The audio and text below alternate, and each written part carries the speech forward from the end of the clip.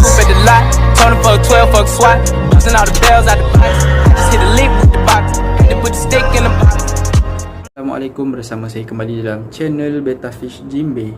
So, kali ni saya mulai, hari ni saya akan buat data log untuk penyakit dan cara rawatan ikan laga. Kenapa saya buat benda tu? Sebab bila orang yang baru main ikan laga ni, ikan dia kena penyakit-penyakit ni, dia tak tahu nak rawat. So ikan tu mati macam tu. Bila ikan tu mati, diorang hilang minat dekat ikan laga ni. Bagi diorang macam ikan laga ni senang dapat penyakit. Jadi sebenarnya senang je cara rawat dia, tak susah pun. Saya akan ajar dalam setiap video saya. So saya nak tambah lagi peminat ikan laga dalam Malaysia ni. Sebab tu saya buat video-video ni. Dan kedua, macam Abang Aiman daripada Beta Lover Banting, dia ada nasihat saya dulu waktu first saya main ikan laga. Dia cakap ikan laga ni adalah salah satu tanggungjawab yang diberi pada kita, pada kita yang membela dia. Tanggungjawab yang diberi oleh Allah. So kita kena jaga elok-elok. Bila kita jaga dia elok, insya-Allah ikan tu akan mendoakan kita. Dan bila dekat hari perhitungan, kita tak ada banyak tak ada banyak soalan yang akan ditanyakan oleh Allah kena bila ikan tu sakit ke semua kan. Sebab kita dah selesaikan tanggungjawab kita. Jadi korang pun pastikan letak tanggungjawab tu pada ikan pastikan ikan tu sentiasa sihat. Kalau sakit, sedaya upaya kita rawat dia. Tanya semua orang, tanya. Jangan lupa tanya. Sebab tanya ni adalah kunci dia. Kalau tak tahu, tanya. Macam pepatah Melayu pun ada cakap, kalau malu bertanya, sesat jalanan. So sebab tu kita kena tanya sifu-sifu.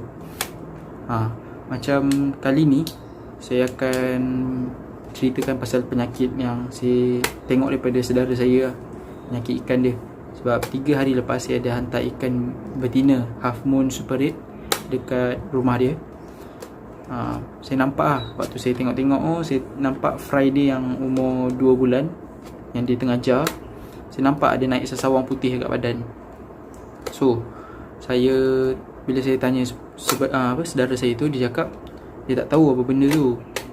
Jadi saya pun message sifu-sifu saya. Macam saya message Kalawon, Beta MFA dan dalam grup Beta Lover Banting Alhamdulillah semua jawab dengan elok.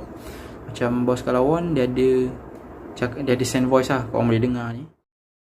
Kalau sesawang tu, itu dia kena white spot itu. Kamu guna white spot, cek dalam video YouTube saya yang hari ini, ubat biru tu. Letak garam, wajib tiap hari ganti air garam banyak sikit. Sebab kamu mau, nanti kamu nampak tuh itu sesawang di badan dia akan jatuh sendiri. Tapi hari-hari kena ganti air, letak white spot, letak garam. Garam paling penting, hari-hari ganti air. Jangan dulu bagi makan. So penyakit ni, nama dia adalah white spot tu tanda-tanda white spot So kalau kau nampak je benda tu, terus rawat dia. Tips dia nak rawat white spot ni senang. Macam kalau orang cakap, kita kena tukar air setiap hari. So tips dia adalah kena rajin. Kalau tak rajin tu payah. Kita kena tukar air. Tukar air pun jangan tukar air biasa-biasa je. Sebab kalau orang ada cakap, yang wajib ni adalah garam. Garam dan ubat biru ni, ubat biru Aqua9 anti white spot. Dua benda ni wajib. Kalau korang tak nak beli macam ni, tak nak beli ubat biru ni, terus beli garam biru. Garam biru tu function dia sama macam saya cakap sebelum ni. Ubat biru campur garam, dia macam tu. So kalau korang nak pakai yang ni, letak ni dalam yang balang SU tank yang kita biasa letak ikan tu. Yang tu saya letak sebenarnya 2 ke 3 titis Garam saya letak suku sudu KFC tu. Dan pastikan air tu tak ada klorin sebab Beta MFA cakap kemungkinan naik sebab air tu masih ada klorin. Walaupun kita dah peram, kemungkinan air tu ada klorin lagi. Walaupun kita dah peram air tu 3 hari pun, kemungkinan air tu ada klorin. So korang kena beli anti klorin juga kalau boleh. Kalau lagi satu, cara dia masak air tu. Masak air tu bagi menggelegak semua. Lepas tu baru kita sejukkan, baru kita letak ikan semua. So yang penting untuk rawat ikan-ikan ni adalah kerajinan dalam diri kita dan rasa tanggungjawab tu.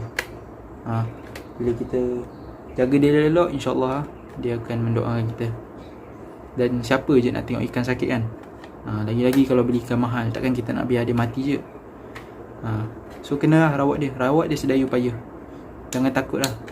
Kalau dia mati lepas kita dah rawat dia, tu ajal dia. So InsyaAllah kalau korang ikut cara-cara ni, InsyaAllah ikan korang akan pulih.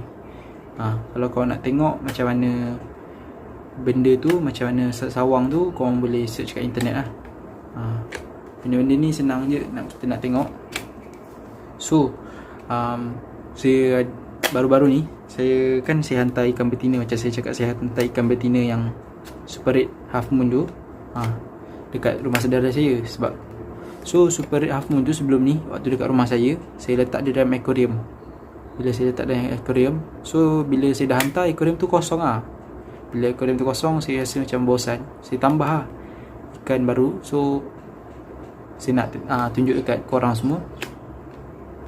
Ni lah ikan-ikan yang baru saya bela. Tapi bukan ikan laga Ni kira hobi baru lah. Hobi ternakan ikan yang baru. So kalau korang nak tengok, korang boleh tengok ni. Sekejap, naikkan. Allah Akbar. Bergegar. Bukan gempa bumi. Okay, so macam korang boleh nampak kat situ, ada ikan yang ni saya letak 4 ekor ikan gapi, 8 ekor ikan neon tetra, dan 1 ekor ikan bandaraya. Ikan bandaraya korang boleh tengok dekat dalam ni. Ni dalam ni.